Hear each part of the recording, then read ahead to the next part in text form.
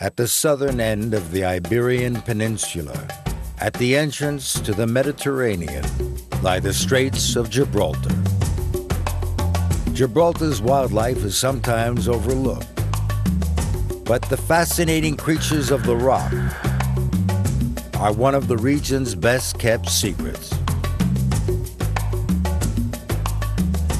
Gibraltar has been contested fiercely by Britain and Spain.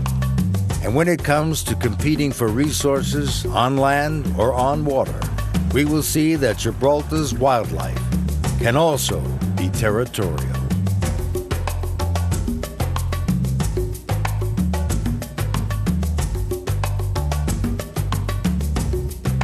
Many of them call this unique place home. Others migrate here for the perfect summer getaway. From hard-working locals to bothersome foreigners, this is the real Wild Gibraltar.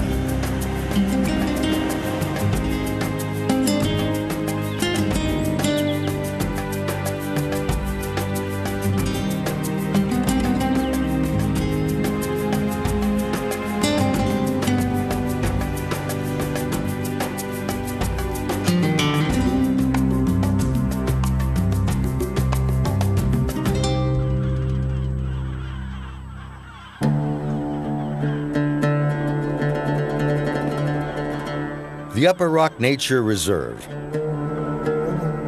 home to around 230 Barbary macaques. The famous apes of Gibraltar, these are the only non-human primates in Europe. These macaques originally came from Morocco, brought on ships by the Moors around 1492, who kept them as pets.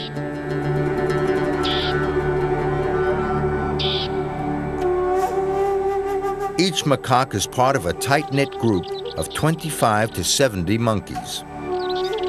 Their diet is a mixture of plants and insects, and since over 500 different varieties of flowering plant can be found here in Gibraltar, they are spoilt for choice.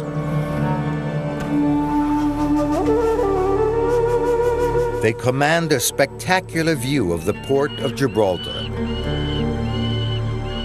and beyond to the Atlas Mountains, where 3/4 of the world's population of Barbary macaques still live today. Wild populations around the world have suffered a major decline in recent years. In 2009, they were declared an endangered species.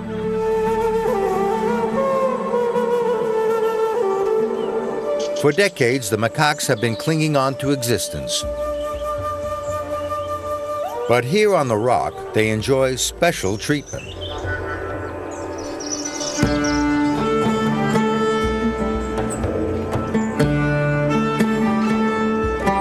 Far from home, scratching a living off the earth, it isn't surprising that these homesick apes were taken up as a symbol by the rock's British inhabitants. A popular belief holds that as long as Barbary macaques exist on Gibraltar, the territory will remain under British rule. This may be the reason why the local government and locals here tend to spoil these macaques with treats. After their African odyssey hundreds of years ago, the apes of Gibraltar are now well pampered.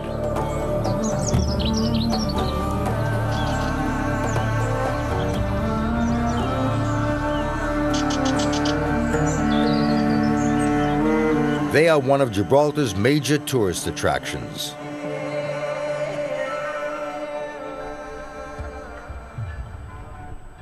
The most popular troupe live at the Ape's Den, where you can expect to get especially close to these monkeys.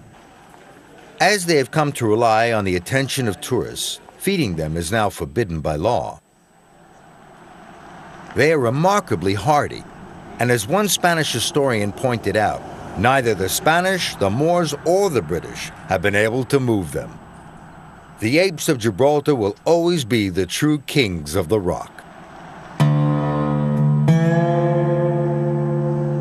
According to Greek mythology, it was the famous Hercules who pushed the two continents, Africa and Europe, apart.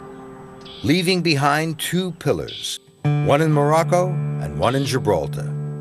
Over thousands of years, as the continents drifted apart, many species found themselves stranded and unable to adapt. One creature which struggled to make a home here in Gibraltar has started to cope better in recent years. They nest in a colony on the cliff face above a busy coastal road near Vejer de la Frontera. The bald ibis, one of the 10 most endangered birds on the planet. As with the macaques, their ancestral home lies in Morocco. But unlike the apes, these birds mysteriously disappeared from the Iberian Peninsula a few hundred years ago. This colony has been recently reintroduced and are doing splendidly. It's nesting season, so couples are hard at work building their nests in the cliff face. If the reintroduction project is a success, these nests will last generations.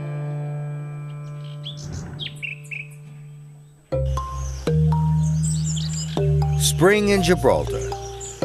And much to the dismay of the human settlers, the resident stink bugs are at large, even if they can't quite decide where they're going.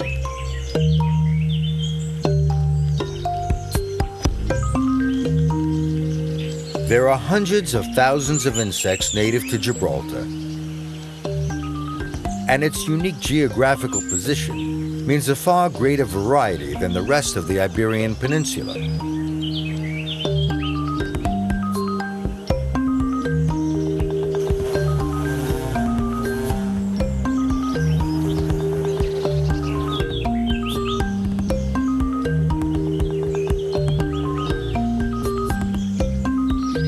And just as the insects thrive off Gibraltar's extraordinary variety of plant life, predators thrive off the rock's plentiful insects.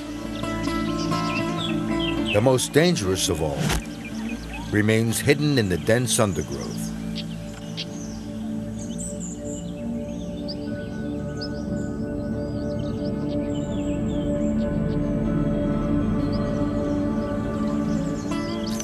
The chameleon. This hunter will need to build up his energy. He has just woken up from a state of semi-hibernation. A few tasty locusts will do.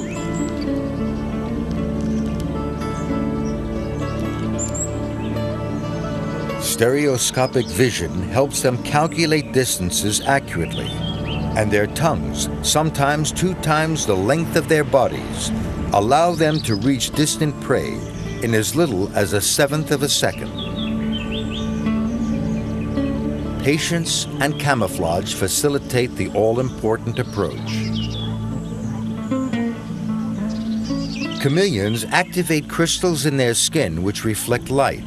This affects the pigments on their scaly surface.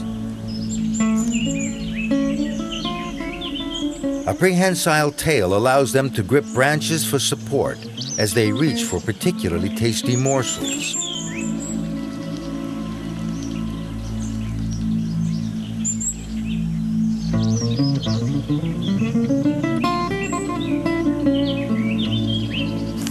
But when it comes to patience, there's another creature from the north of Africa who tops the stealthy chameleon. The stir-thighed tortoise. Unlike chameleons, this reptile is strictly vegetarian. But don't be fooled by their gentle appearance. The warm weather has awoken the male's desire.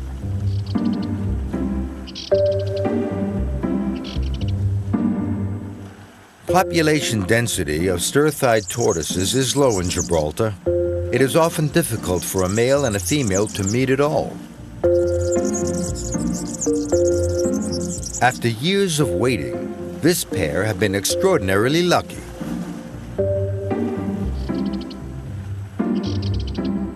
The male follows the female with great interest.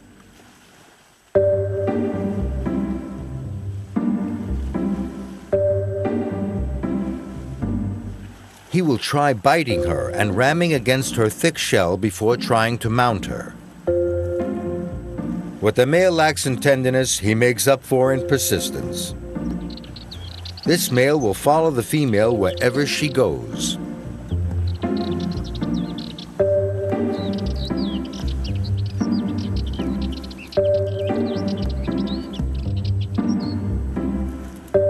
Male stir-thighed tortoises are generally smaller than females, and consequently not quite as fast.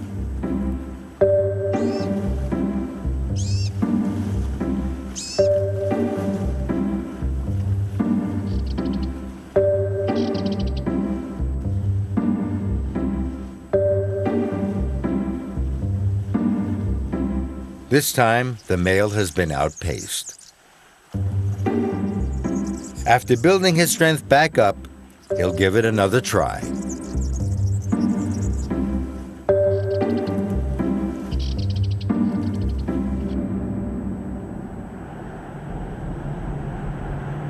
Early summer is a windy season.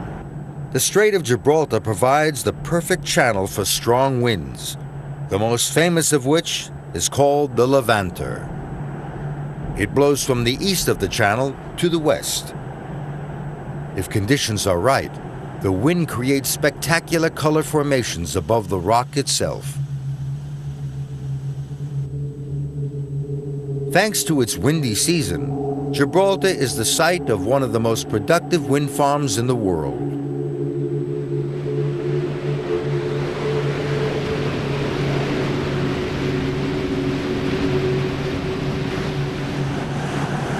At its peak in late spring or early summer, crossing the straits becomes more and more dangerous for humans. The same is true for Gibraltar's avian visitors.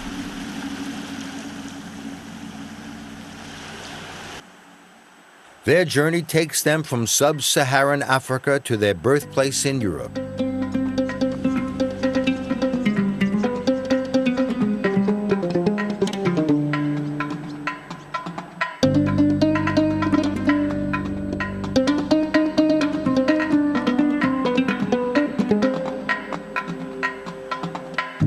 Crossing the 14 kilometers from one shore to another is a tough struggle against treacherous, ever-changing winds.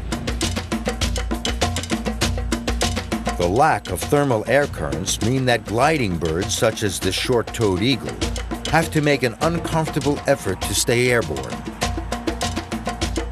The formidable winds threaten to send her off course and crashing into the sea. If this happens, she would likely die of hypothermia. This short-toed eagle has over a kilometer before she reaches Gibraltar. The greatest battle for her now is with exhaustion.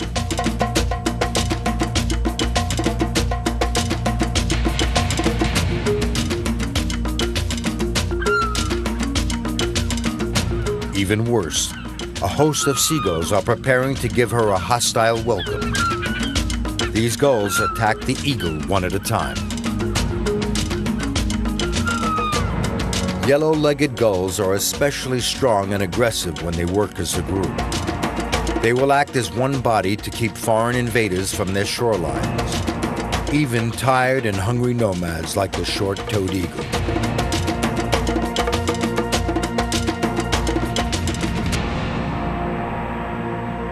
She makes it through the blockade, but only by a hair's breadth.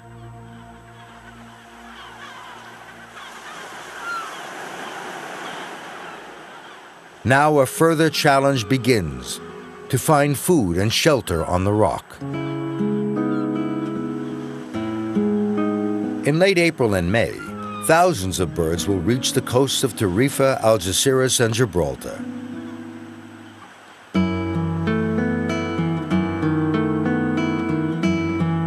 They face dangerous threats and expend an extraordinary amount of energy. In return for the hardship of the sea crossing every year, they are able to exploit the best weather conditions all year round and can rely on the food resources from both continents.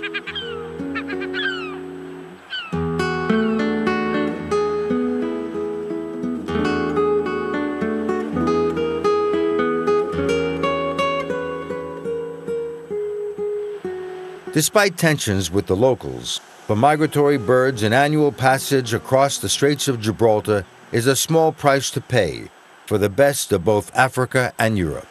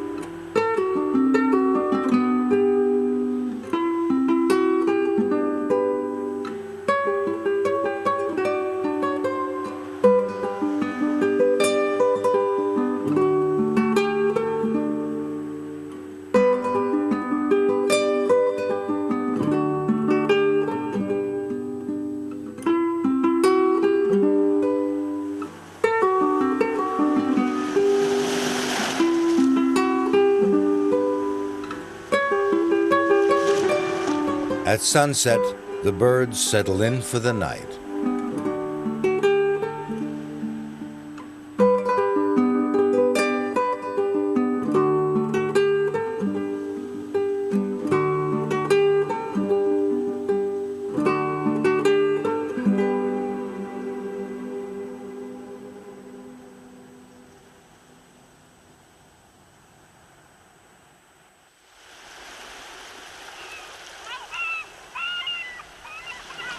It's dawn, the following day, and it seems like some of the birds were not so lucky.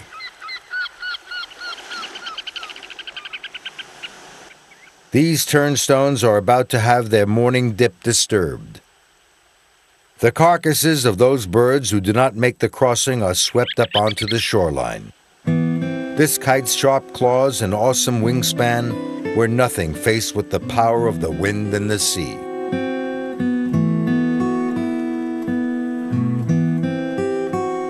For many migratory birds, the Straits are the gateway into Europe. Only the fittest or the luckiest survive.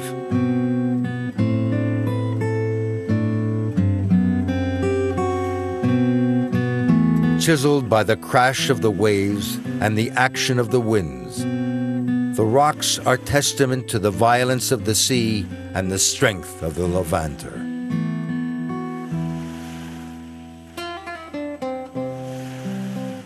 The rocks seem to look out from Gibraltar over the straits towards the African continent. Like the birds, we know that the rocks themselves made the same journey, as the continents divided over the course of the millennia.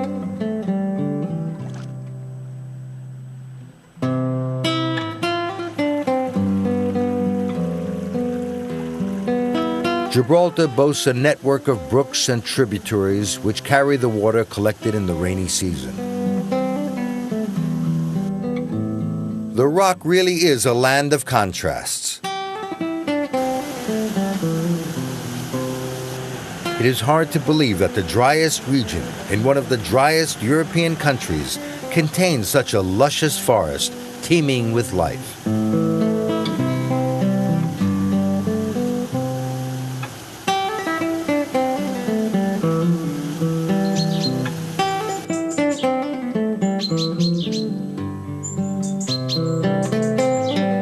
Many of the creatures here, from the insect life to amphibians, have been native to Gibraltar since the last ice age.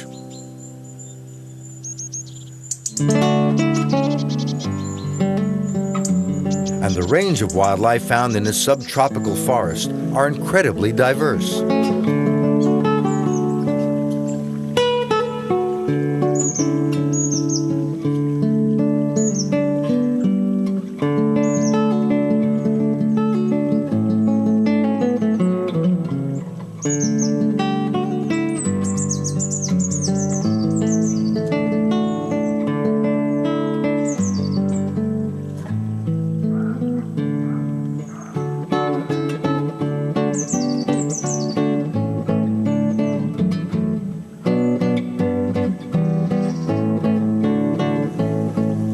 Mountains cause the clouds to gather in a natural trap.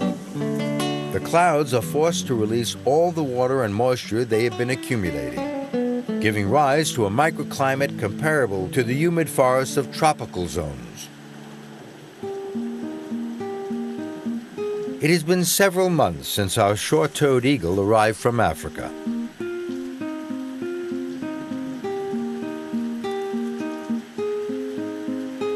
She has managed not only to find a home for herself, but for her newborn eaglet.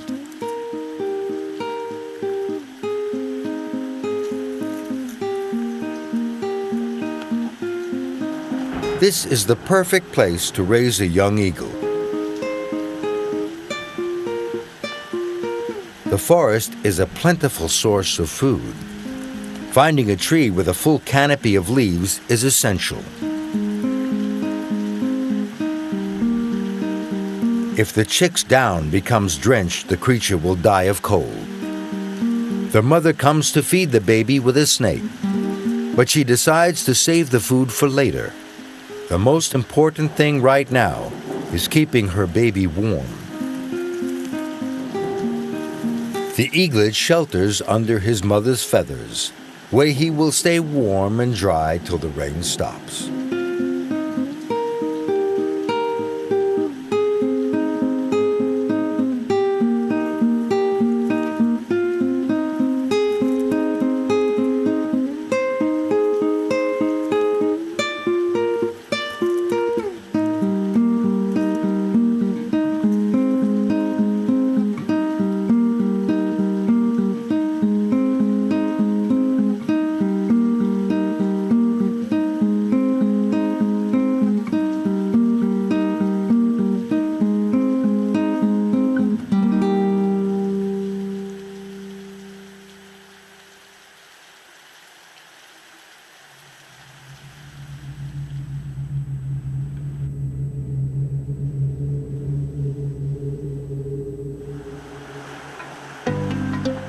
Every year, more than 82,000 ships bearing passengers or goods cross the straits.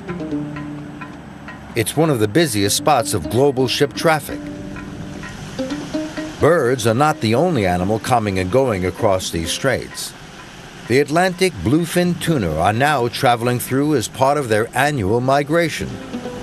A small flotilla of traditional fishermen from Morocco have come to try their luck. But these fishermen are not alone. Killer whales, hungry for tuna, and nothing will stand in their way, even if it means competing with the fishermen.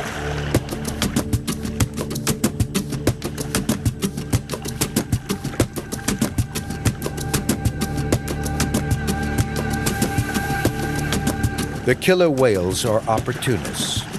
Tuna are normally much too fast for these lumbering predators, but when they are caught on the end of a fisherman's line, they are easy targets.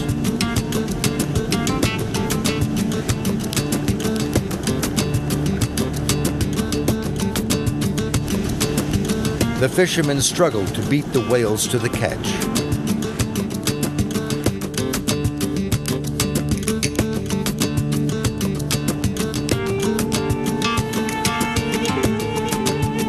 But for both man and whale, the lives of their hungry families are on the line.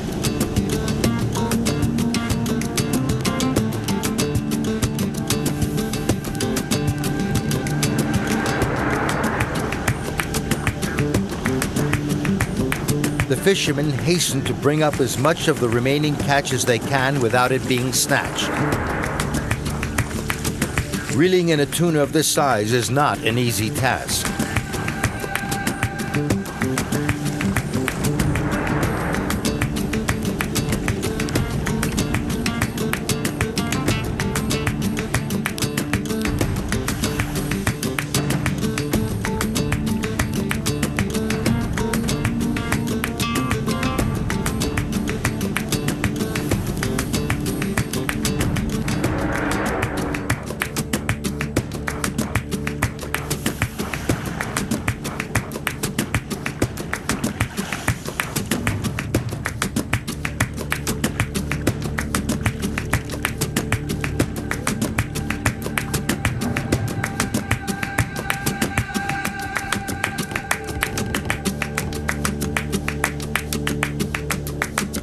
While the fishermen don't leave empty-handed, the whales win out and manage to beat the boats to most of the catch.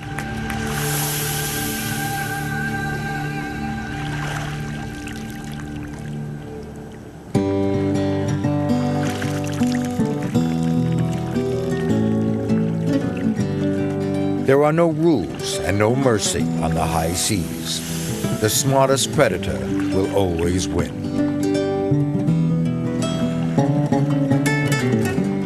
The fishermen will have to change tactics if they are going to get the better of this rival predator.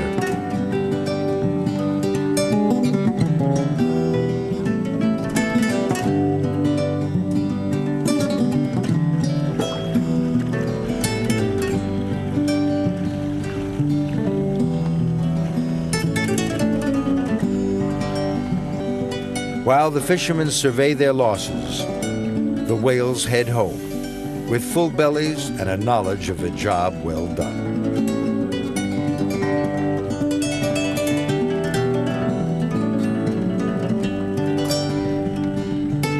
The presence of the whales in the straits this summer has led to significant economic losses for the fishermen. Competing with Gibraltar's wildlife for resources is just part of life here.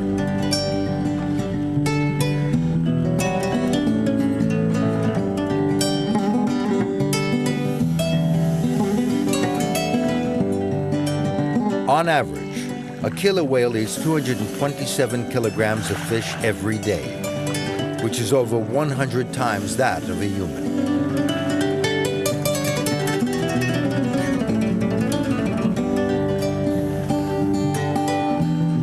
For others, the whales themselves provide an excellent source of income.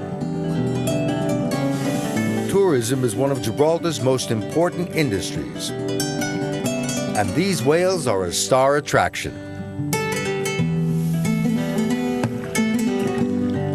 Season after season, more and more visitors come to watch the ocean's greatest predator put on a remarkable performance.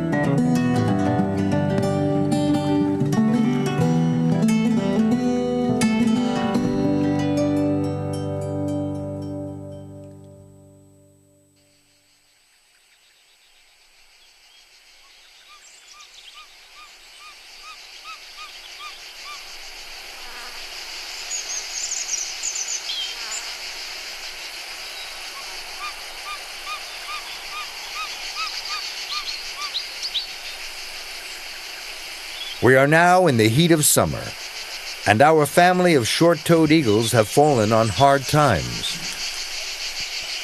There is hardly any food left in the nest. The female short-toed eagle has gone hunting. She searches for prey at heights of up to 500 meters above the ground.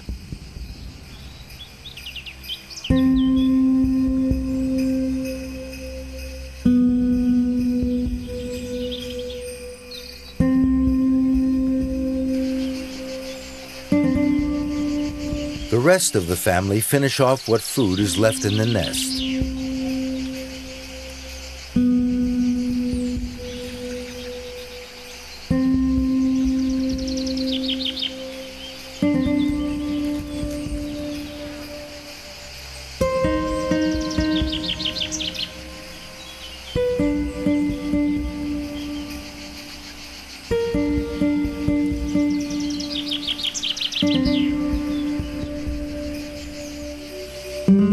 The mother spots her prey, a Montpelier snake.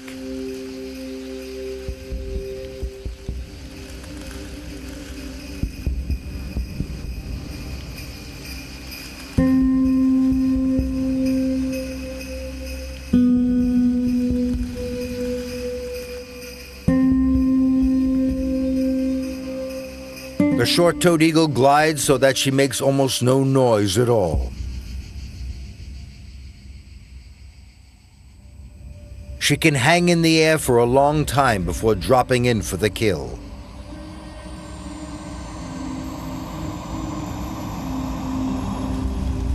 The snake moves too quickly for the eagle and manages to make its escape into the brush.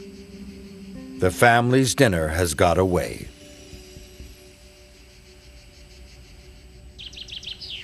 The chick is still very young. In this heat, he will need all of the nutrients he can get if he's to learn to fly and travel back with the family to Africa at the end of the season.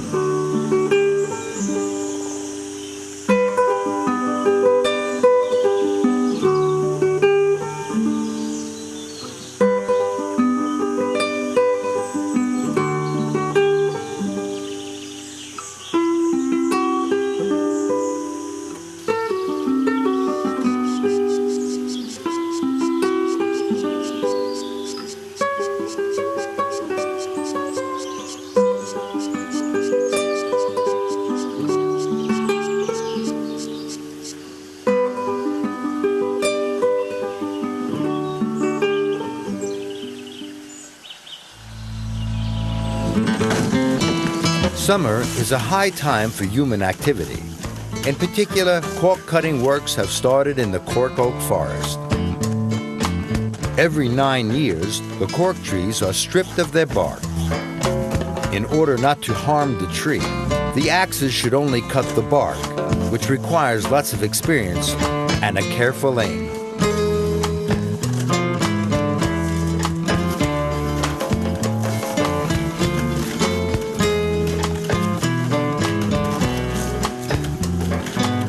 Cork bark is collected and stacked right beside the mules.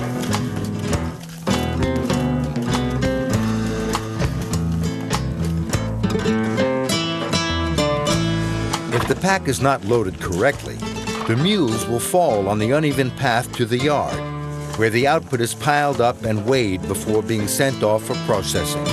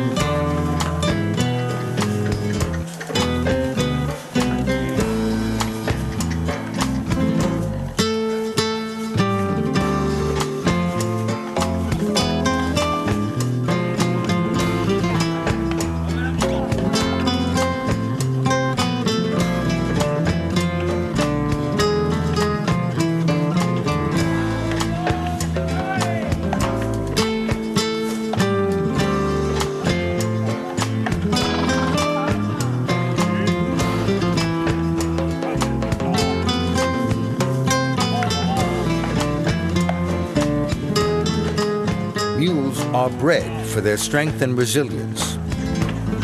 Were it not for these animals, it would be impossible to extract the cork from the most inaccessible spots in the forest.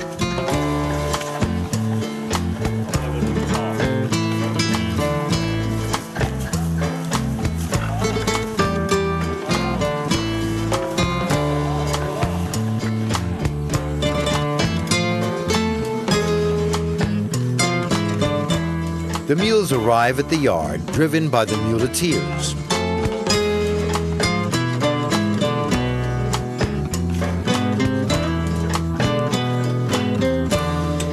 Here, the animals are freed from their burden, and the bark of the cork trees are weighed and piled up in big heaps.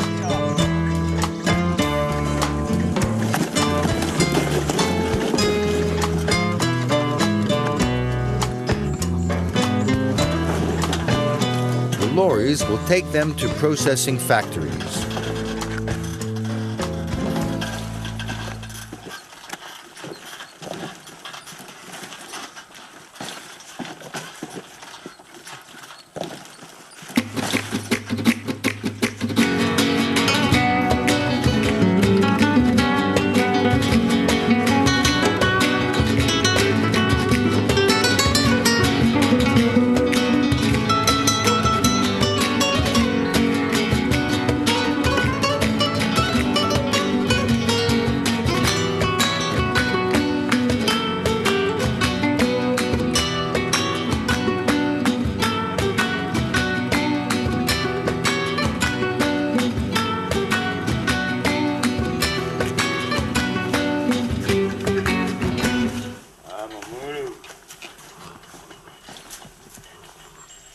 The Mediterranean forest is exposed to dry and hot summers, and there is a high risk of forest fires at this time of year. But cork oaks have evolved a special fireproof coating. The bark trees reveal a reddish color. This is when they are most vulnerable to fire.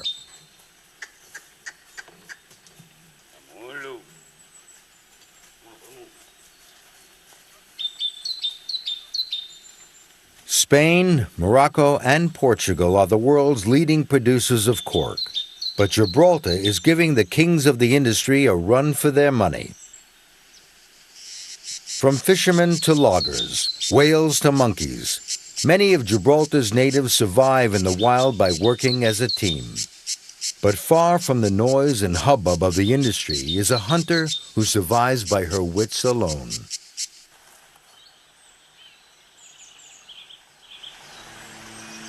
The Genet.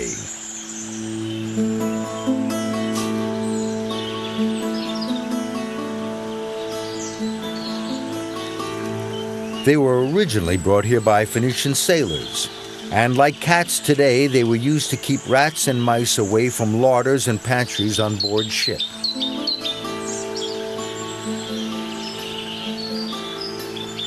This Genet is not completely alone. An unexpected companion has joined her and watches the hunt.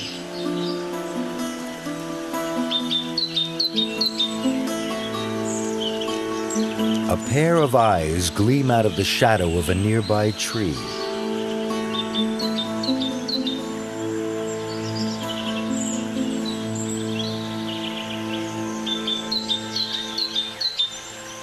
The Genet has a keen sense of smell. She checks the branch for the first sign of potential danger. The hunter's golden rule is being unseen.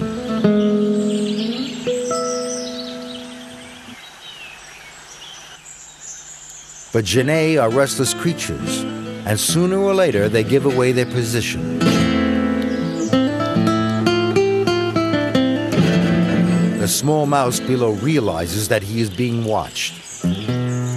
He makes for his shelter. The second Genet is a crafty opportunist. She relies on her major advantage, speed.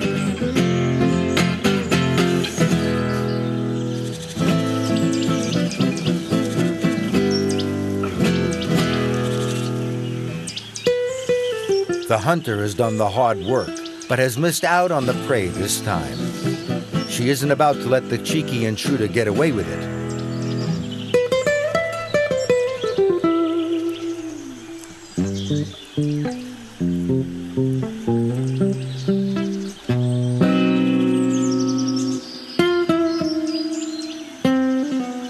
But she is already too late. Deception is a good strategy.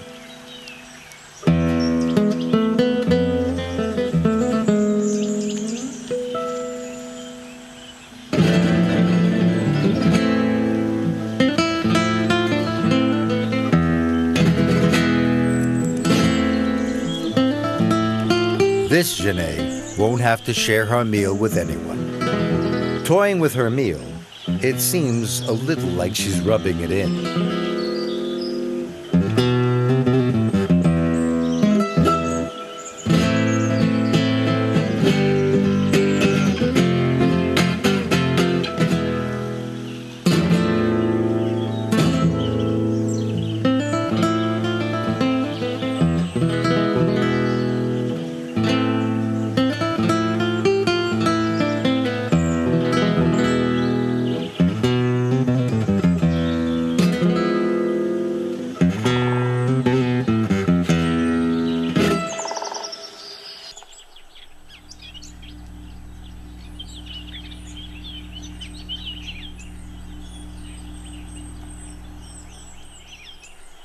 Sometimes working together pays off.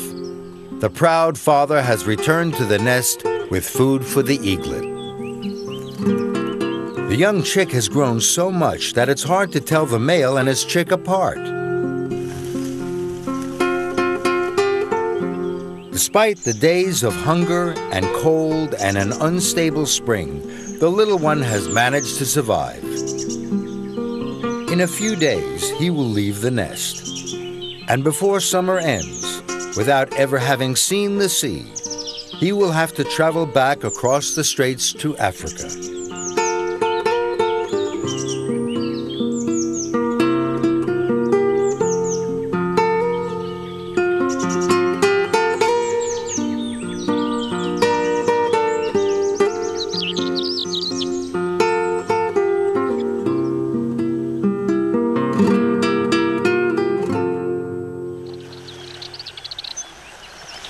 The Great Gibraltar Sand Dune, made up from the same sand of a vast savanna which 11,000 years ago was blown westwards from Africa and gathered against the rock's eastern cliffs.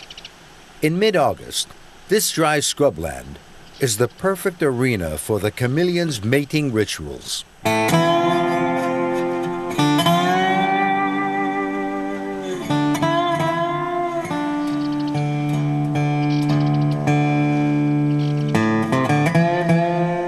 This male is watching the female closely.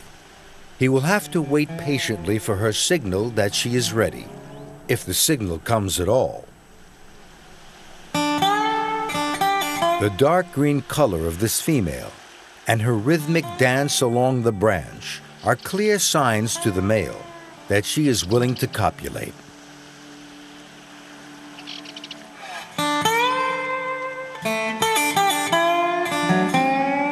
He doesn't waste any time, and she is getting impatient.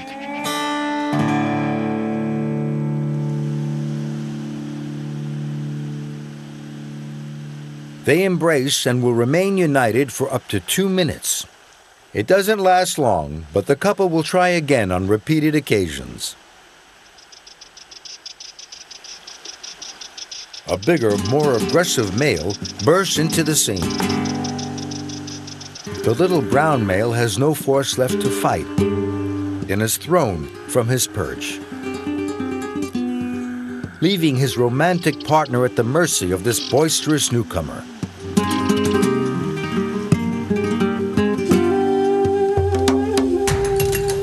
But she is not to be trifled with. If this troublemaker thought it was going to be easy, he had better think again. She is no longer receptive. Her color is fading. She is not ready for another mate.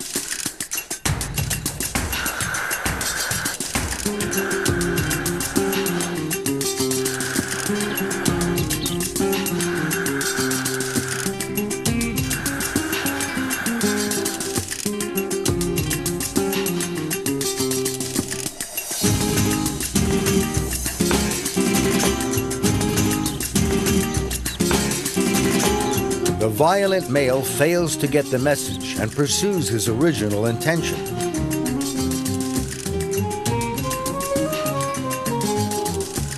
The new coloration of the female and the raised crest on her back leaves no doubt as to how she feels about this.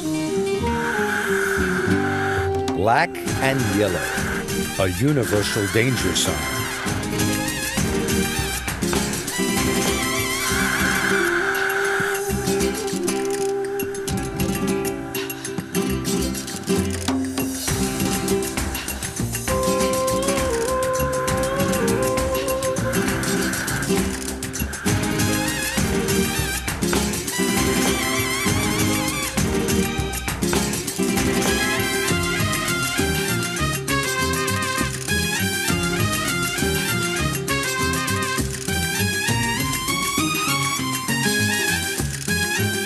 Burned and frustrated, he takes it out on his rival lover instead.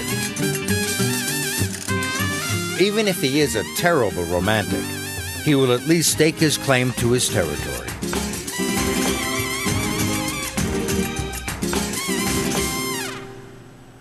In love and war, bluster will get you nowhere at all.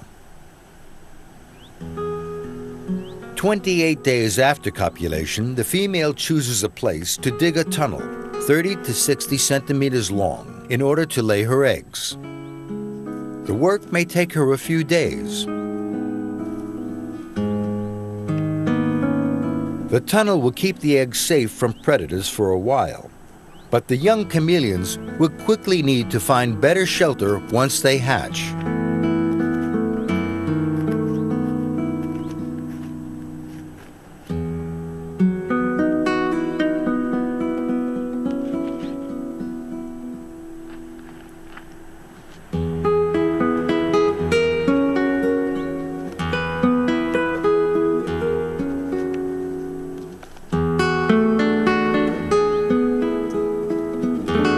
The female will lay between 9 and 28 eggs altogether.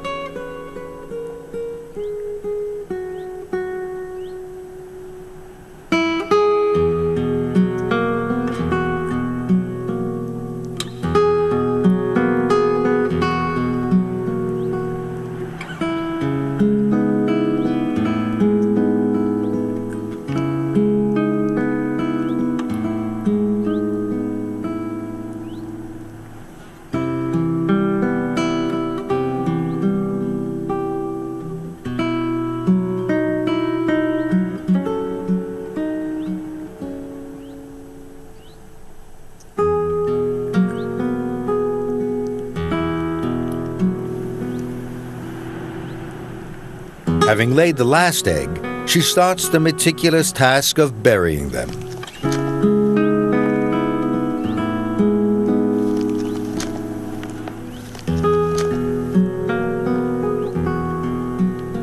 She will be as patient as necessary to ensure against any potential predators.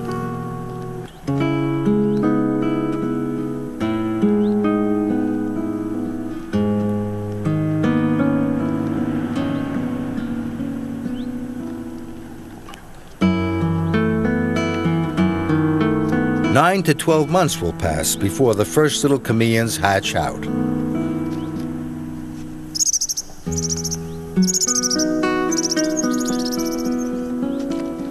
After covering the hole, she can leave her eggs in relative safety.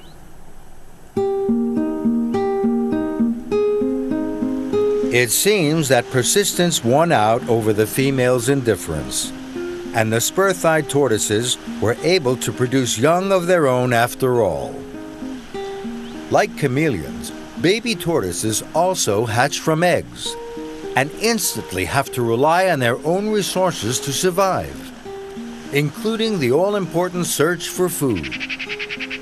The newborns begin the great race for survival. The baby chameleons will not be far behind.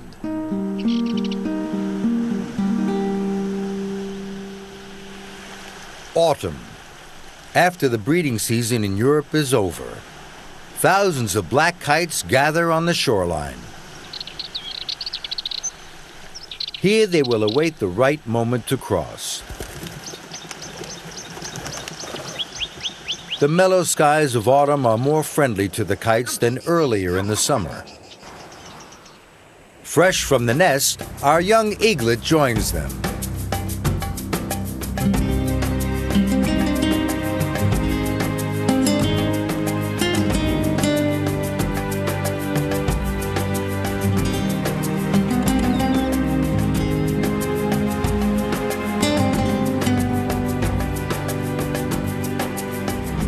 The skies across the straits are filled with life. The nomads are on the wing once again. Gibraltar truly belongs to these travelers, to any brave enough to cross the perilous straits, to any creature who calls the rock home.